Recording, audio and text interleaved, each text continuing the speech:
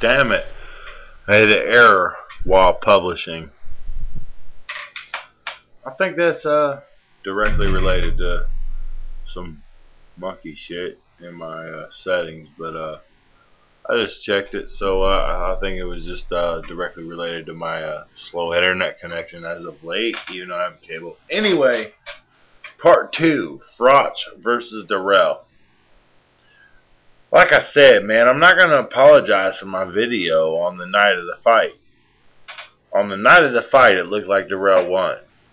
And even as I review it, and I only reviewed it because of your comments. You know what I mean? If it hadn't have been for some of y'all's really negative comments, and Dirrel fought a really negative fight, and Dirrel couldn't have won the fight like that, and couldn't have won the belt like that, fighting like that. Okay, I can dig in, I can say, I can see that point at least, but Dirrel was being dirty, but was it really more than Froch was being dirty? I don't think so. Froch was a dirty, dirty dude. You know what I mean?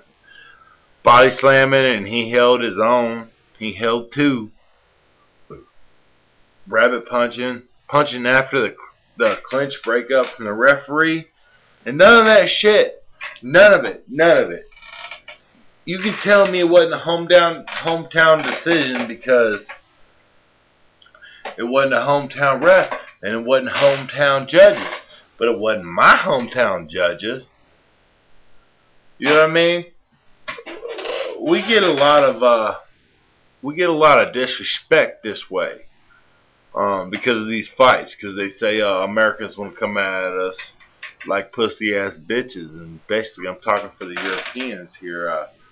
Do Americans want to come at you like pussy ass bitches? But no, if you're gonna disregard Dirrel because of his amateur tactics, and it was amateur tactics.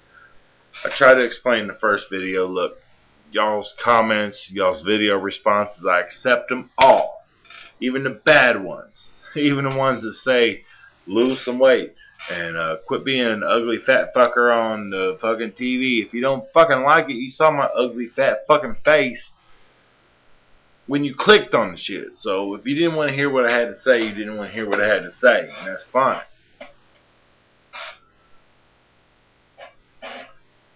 Dirrel won this fight not blatantly.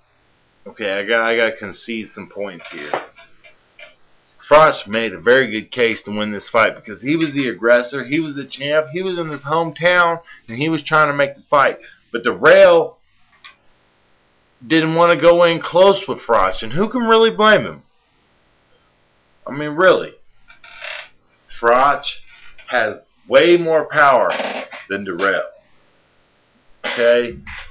But Dirrel has substantial power, as the only person I saw gotten hurt in this fight real bad was Froch.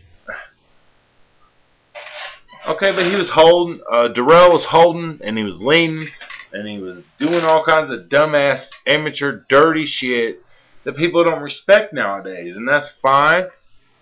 But on the moments when he was caught in the corner and he ducked a lot of punches, on the moments when he was caught in the ropes and he evaded, nobody gives him credit for it. They instead give him flack for it. You know, they say Dirrel was running. Well, you know what? I've seen a lot of people raise their hands and move from side to side on the ropes. The only thing Dirrel didn't do that the greats used to do was punch after that. If Dirrel would have just landed some counter punches, you know, a counter left hook, when he got off the ropes and did a counter left hook, that would have been great. That would have proved, you know, that probably would have got him the decision. But instead he chose to hold, get his points, and move on. He's worried about points. Andre Dirrel is just worried about points. And that's the fact in the judging that maybe I need to question here. Dirrel is by far the better boxer. And this is boxing. Okay? Holding, clinching, leaning, dirty fighting, the shit happens. Froch was a dirty bastard in this fight too. Okay? Nobody's going to convince me that Carl Froch wasn't playing it dirty in this fight. You know, I just don't see it. Froch was playing it dirty too because he was getting frustrated with Dirrel's tactics and Dirrel's speed. You know what I mean? But the hardest, cleanest, most landed punches in this whole fight belong to Dirrel.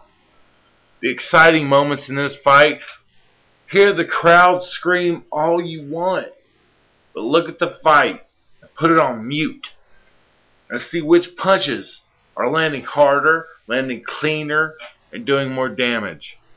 It wasn't Carl Froch. Carl Froch was whiffing the air most of the night. He got some body shots in there, but not compared to what Dirrel was working at. Whenever Froch came with something, it just seemed like Dirrel seemed to equally counter it and then use better defense. Froch needs to change some things. You know what I'm saying?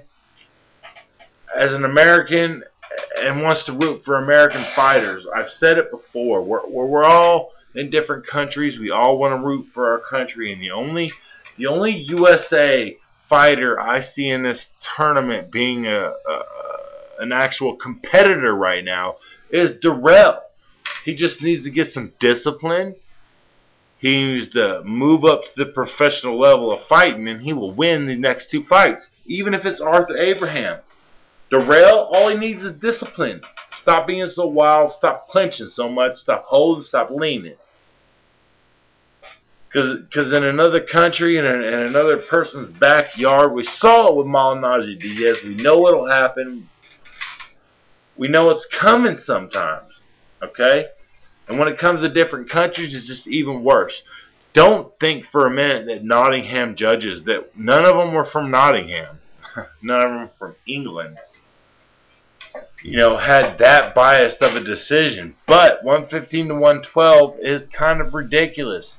At best, it should have been 114 to 113 either way with the garbage referee. 114 to 113 either way, and I could have seen it either way, but that's not the way it happened. Maybe that's why I'm so pissed off, is because that's not the way it happened. Okay? Give me 114 to 113 for Carl Froch, and I'll say, Dirrel just needs to work on it a little bit. Okay.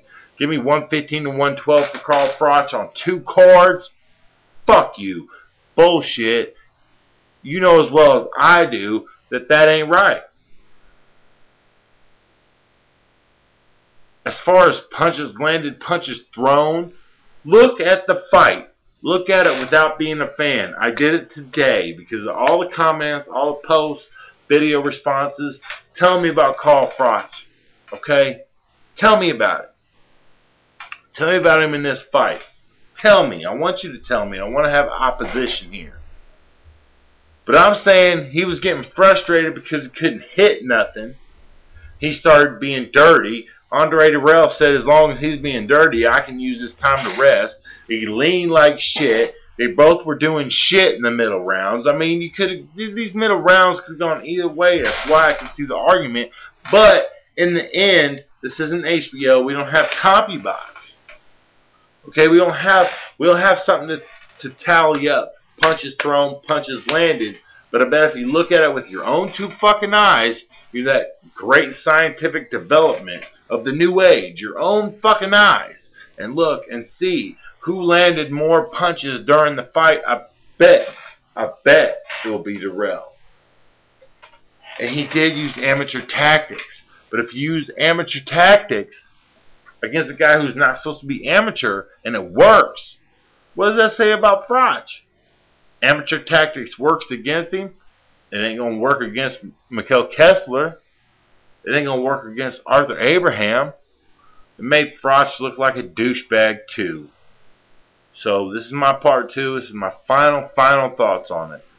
I do concede some thoughts. It was very, very close, but they were both piss poor. But Andre Dirrel showed the most talent. NaptownBorn, I like y'all. Subscribe to me.